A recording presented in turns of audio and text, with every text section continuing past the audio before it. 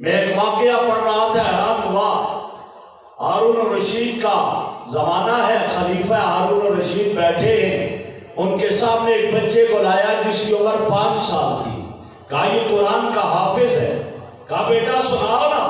وہ نہیں سنا رہا، رک رہا ہے وہ، اور چھوٹے بچے تو وہ ٹافیوں پر ہی بہل جاتے ہیں۔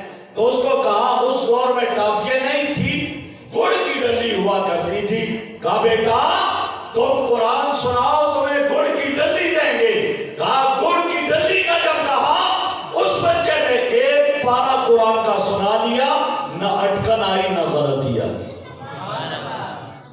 یہ قرآن وہ چھوٹا سا بچہ جو ایک ٹافی پر بہل جاتا ہے، لیکن قرآن اس کے سینے میں محفوظ ہو۔ وہ 95 سال کا بوڑھا جس کا حافظہ متاثر ہو چکا، اپنے گھر کا راستہ بھول جاتا ہے، لیکن قرآن کی زیر زبر مد غنہ پیش غلطی کو نہیں بولتا ہے۔ یہ اعجاز ہے قرآن مجید کا، معجزہ ہے قرآن کریم کا۔ میرے بھائیوں، حضرت مولانا مفتی اعظم پاکستان مفتی محمد شفیع صاحب رحمہ اللہ نے اسی آیت اِنَّا نَحْنُ نَزَّلْنَا الذِّكْرَ وَإِنَّا لَهُ لَحَافِظُونَ کے تحت اپنی تفسیر معارف القرآن میں ایک واقعہ لکھا امام قرطبی رحمہ اللہ کے حوالے سے کہ مامون خلیفہ کا زمانہ ہے، اس کے دربار میں بلایا جاتا، بڑے بڑے اسکالرز کو بحث مباحثہ ہوتا، مقالے پیش کیے جاتے، گفتگو ہوتی۔ ایک مرتبہ ایک بحث مباحثہ کی مجلس میں ایک شخص نے بڑا ہی اچھا مقالہ پیش کیا، صورت کے اعتبار سے بھی اچھا عقل مند لگ رہا تھا، سیرت کے اعتبار سے بھی اچھا لگ رہا تھا۔ جب اس نے یہ قصہ سنا، مقالہ پیش کیا، اس کے بعد مامون نے اس کا نام پوچھا تو وہ یہودی تھا، یہودیوں والا نام بتایا۔ مامون نے اس کو دعوت دی، اسلام قبول کر لے۔ اس نے کہا میرے آبا و اجداد یہودی، میں کیسے اسلام لا سکتا ہوں؟ میں اپنے آبا و اجداد کے مذہب کو نہیں چھوڑ سکتا ہوں۔ چلا گیا۔ آئندہ سال پھر اس مجلس مباحثہ میں وہ آیا۔ جب آیا تو آج فقہ اسلامی کے عنوان پر اس نے مقالہ پیش کیا۔ مامون نے آخر میں پوچھا تو وہی نہیں جو گزشتہ سال بھی آیا تھا؟ کہا وہی ہوں، اس وقت تو یہودی تھا، آج مسلمان کیسے ہو گیا؟ میرے بھائیوں، اس نے کہا آپ نے جب مجھے اسلام کی دعوت دی تو میں تحقیق کرنے والا آدمی ہوں، ریسرچ کرنے والا آدمی ہوں، میں تحقیق کرنے لگا، میں بہترین خطاب، خوش نویس، میں نے تورات کے 3 نسخے لکھے، بعض جگہوں سے اس کی آیتوں کو نکال دیا، بعض جگہوں پر اپنے پاس سے کچھ الفاظ اس میں داخل کر دیے۔ میں وہ لے کر یہودیوں کے کلیسا میں گیا، عبادت گاہ میں گیا، دیکھو میں نے تمہاری کتاب کتنی خوبصورت لکھی ہے، اور انہوں نے دیکھ کر قبول کر لیا، مجھے تحفوں سے نوازا، تحائف سے نوازا، انعامات سے نوازا۔ میں واپس آ گیا، میں نے انجیل کے 3 نسخے لکھے، بعض جگہوں سے آیتیں نکال دی، بعض جگہوں سے اپنے پاس سے اس میں کچھ شامل کر دیا، عیسائیوں کے چرچ میں لے کر گیا، یہ لو یہ دیکھو میں نے لکھا ہے، اور انہوں نے بھی قبول کر لیا، مجھے تحفے دیے، انعامات سے نوازا۔ واپس آ گیا، میں نے قرآن کے 3 نسخے لکھے، بعض جگہوں سے آیات کو نکال دیا، بعض جگہوں سے اپنے پاس سے الفاظ کو لگا دیا، میں لے کر گیا وہ قرآن کے 3 نسخے مسجد میں نے جا کر مسلمانوں کے دیے، یہ آپ کی کتاب لکھ کر آیا ہوں۔ انہوں نے کہا بیٹھو ہم چیک کریں گے، اگر کوئی غلطی نہ ہوئی انعامات سے نوازیں گے، کوئی غلطی ہوئی تو یہ ہماری کتاب پھر نہیں، ہماری کتاب تو غلطیوں سے پاک ہے۔ کہا مجھے بیٹھا دیا، چھوٹے چھوٹے بچوں کو بلایا، بیٹھایا، بیٹا پڑھو، ایک کو دیا، دوسرے کو، تیسرے کو دیا، اس نے پڑھتے ہوئے پہلے صفحے پر کہا یہ لفظ جو اس میں شامل ہے یہ قرآن کا لفظ نہیں ہے، یہ اپنے پاس سے داخل کیا ہے۔ دوسرے صفحے پہ کہنے لگا قرآن کی یہاں سے آیت غائب ہے جو قرآن مجید میں ہے، یہاں موجود نہیں ہے۔ جگہ جگہ سے جب انہوں نے وہ آیات جو نہیں تھی بتائی اور جو اپنے پاس سے داخل کیا تھا ان کا اظہار کیا یہ قرآن نہیں ہے، تو مجھے مسلمانوں نے تحفے اور انعامات کے بجائے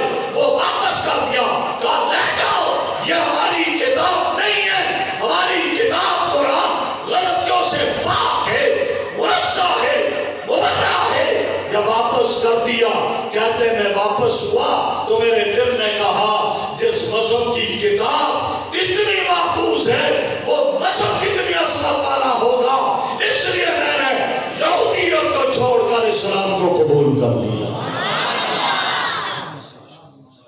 یہ روایت جس راوی نے، جس کے سامنے یہ بات ہوئی تھی، اس نے جب سنی، دیکھا، وہ کہتا ہے میں مکہ مکرمہ چلا گیا، حج کے لیے چلا گیا. وہاں میری حضرت سفیان ابن عیینہ رحمہ اللہ سے ملاقات ہوئی. میں نے اس کو یہ واقعہ سارے کا سارا سنایا. اس نے کہا سچ ہے، ایسا ہی ہونا چاہیے تھا. میں نے کہا کیوں؟ کہا اس لیے کہ قرآن بھی کہتا ہے تورات اور انجیل کی حفاظت کی ذمہ داری اللہ نے نہیں اٹھائی، یہودیوں کے ذمہ تورات کی حفاظت کی ذمہ داری ڈالی، عیسائیوں کے ذمہ انجیل کی حفاظت کی ذمہ داری اٹھائی، اور انہوں نے اپنی ذمہ داری کو نہیں نبھایا.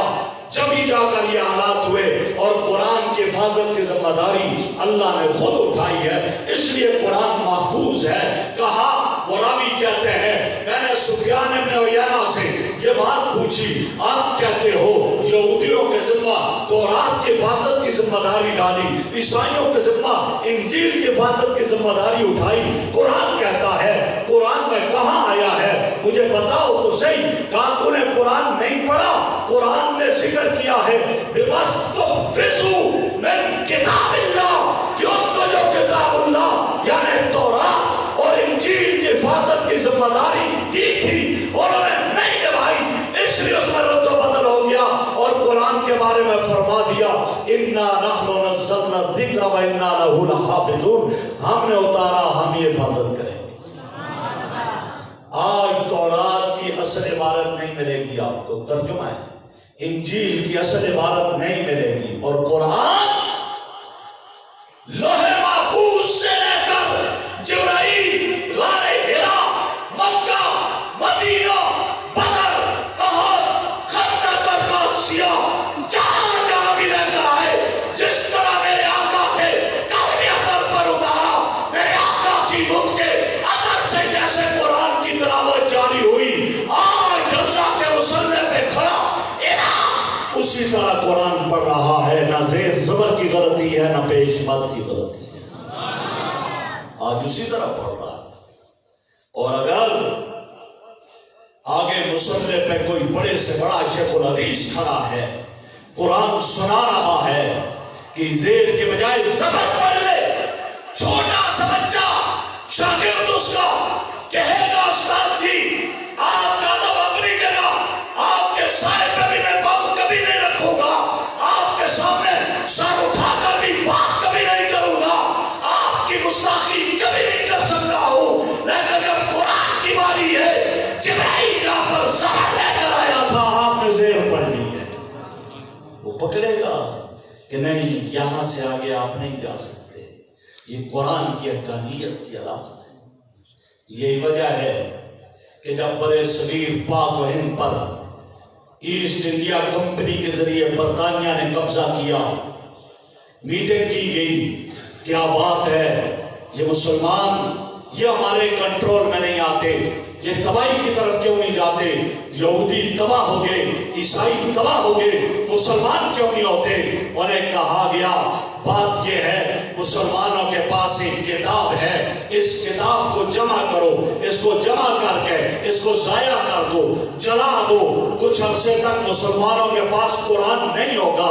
تو جیسے تورات میں تعریف کی، انجیل میں تعریف کی، نئی نسل آئے گی، اس طرح کا قرآن تعریف کر کے ایک کو دے دو گے، یہ اس تعریف شدہ قرآن کو لیں گے، یہ بھی ہلاک ہو جائیں گے، تباہی کی طرف جائیں گے. جیسے یہودی اور عیسائی گئے ہیں، کہا ٹھیک ہے، اس پر عمل ہونے لگا، لوگوں کی جماعتیں تشکیل دے دی گئی، تم فلاں علاقے سے قرآن جمع کرو، تم فلاں علاقے سے بڑے صغیر پاک و ہند میں قرآن کے نسخوں کو جمع کیا جانے لگا. ایک مسجد میں ایک گورا اپنے ساتھ آدمیوں کو لے کر گیا، قاری صاحب پڑھا رہے تھے، قاری صاحب سے کہا یہ سارے قرآن کے نسخے جمع کرو. کہا کیا کرنا ہے؟ انہیں لے کر کر جائیں گے، جلا دیں گے، ختم کر دیں گے، تاکہ کچھ عرصے تک تم مسلمانوں کے پاس یہ کتاب نہ رہے اور ہم پھر اپنی مرضی کی کتاب دیں گے، تم بھی تباہ ہو جاؤ گے۔ اس قاری صاحب نے دیکھ کر کہا جس نے تمہیں یہ مشورہ دیا ہے بڑا بے وقوف ہے، تمہارا مال بھی ضائع ہوگا، تمہارا وقت بھی ضائع ہوگا، لیکن تم اپنے مقصد میں کامیاب نہیں ہو سکو گے۔ کہا یہ کیسے ہو سکتا ہے کامیاب نہ ہو؟ کیوں نہیں ہوں گے؟ کہا ادھر آؤ، قرآن اٹھا کر اس گورے کو دیا کھول کر کہا ادھر کھڑے ہو جاؤ۔ گورا کھڑا ہوا، 15 بچوں کو کلاس سے اٹھایا، لائن لگا کر کھڑا کر دیا، کہا تم ایسا کرو یہ آیت پڑھو۔ اس گورے نے جیسے کیسے بھی تھا ایک آیت پڑھی، اس بچے سے کہا یہاں سے آگے پڑھو۔ بچہ پڑھنے لگا، آدھا پارا پڑھ گیا، کوئی اٹکن نہیں، کوئی غلطی نہیں۔ اس کے بعد دوسرے کو کہا، اس نے آدھا پارا پڑھا، تیسرا، چوتھا، 15 بچوں نے آدھا آدھا پارا پڑھ کے سنایا، کسی ایک کی غلطی نہیں، اٹکن نہیں۔ اس قاری صاحب نے اس گورے سے کہا تمہیں اب سمجھ میں بات آ جانی چاہیے، تم الفاظ سے مٹا دو گے، تم قرآن کے اوراق سے قرآن کو مٹا دو گے، گردوں کے درمیان سے مٹا دو گے، لیکن ہمارے سینوں سے کیسے مٹا سکتے ہو؟ یہ سینوں سے نہیں مٹا سکتے۔ یہ قرآن تو سینہ بسینہ چلتا رہے گا، کتابوں میں نہ رہے، ورقوں پر نہ رہے، ہمارے سینوں کے اندر محفوظ ہے، یہ یہاں سے کبھی نہیں ختم ہو سکتا۔ اور ایسا ہی ہوا میرے بھائیوں، وہ روس جس روس کے اندر قرآن مجید کے رکھنے پر پابندی لگائی گئی، جس کے گھر سے قرآن ملے گا جیل میں ڈال دیا جائے گا، اس روس میں بھی میرے بھائیوں قرآن نہیں مٹا۔ ایسے ہی آج بھی وہاں قرآن چمکتا ہے جیسے پاکستان اور برِ صغیر میں چمکتا رہا، وہاں بھی ایسے چمکتا رہا۔ یہ قرآن یہ مجھ اور ہم تک پہنچا کس سے؟ حضرات صحابہ، تابعین، تبع تابعین کے ذریعے پہنچا۔ یہ قرآن چمکا، میرے آقا صلی اللہ علیہ وسلم کے رخ زیبا کی باری آئی، قرآن نے چمک کر بتایا۔ میرے آقا کی زلفوں کی باری آئی، قرآن چمک کر بتانے لگا۔ ابو بکر کے ایمان کی غار ثور میں جانے کی باری آئی، قرآن چمک کر بتانے لگا۔ حضرت عثمان کا خون قرآن پہ گرا، قرآن چمک گیا۔ صحابہ کی عظمت بلندی کا تذکرہ آیا، قرآن کے آیات چمک چمک کر کہنے لگی اولئک هم المؤمنون حقا، اولئک هم الراشدون، اولئک هم المفلحون، اولئک الذین امتحن اللہ قلوبهم للتقوی۔ سب سے بڑے متقی حضرات صحابہ کرام ہیں۔ یہ کس نے بتایا؟ قرآن نے چمک چمک کر بتایا۔ یہ قرآن تو عظمت والی کتاب ہے، وہ بلندیوں والی کتاب ہے۔ یہ قرآن کبھی نہیں مٹ سکتا، اس سے مٹانے والے مٹ جائیں گے۔ قرآن چمکتا رہے گا، قیامت کی صبح تک قرآن رہے گا۔ میرے بھائیوں، قرآن پڑھو گے، پڑھاؤ گے، اللہ عزتیں عطا کرے گا۔ میں نے ایک کتاب میں پڑھا، مفتی اعظم پاکستان شیخ الاسلام جسٹس مفتی تقی عثمانی صاحب کے نائب ہیں، مفتی عبدالرؤف سکھروی صاحب دارالعلوم کراچی کے نائب مفتی ہیں۔ انہوں نے اپنی ایک کتاب میں ایک روایت نقل کی، ایک شخص ہے پہلے زمانے کا، اس نے سوتے وقت کیا کیا کہ سورہ ملک، سورہ فلق، سورہ ناس پڑھی، آیت الکرسی پڑھی، اپنے معمولات پڑھ کے پورے کر کے سو گیا۔ جب وہ سو گیا، خواب میں دیکھتا ہے ایک نیک صورت، نیک سیرت شخص آ کر جگاتا ہے، وہ تو کیوں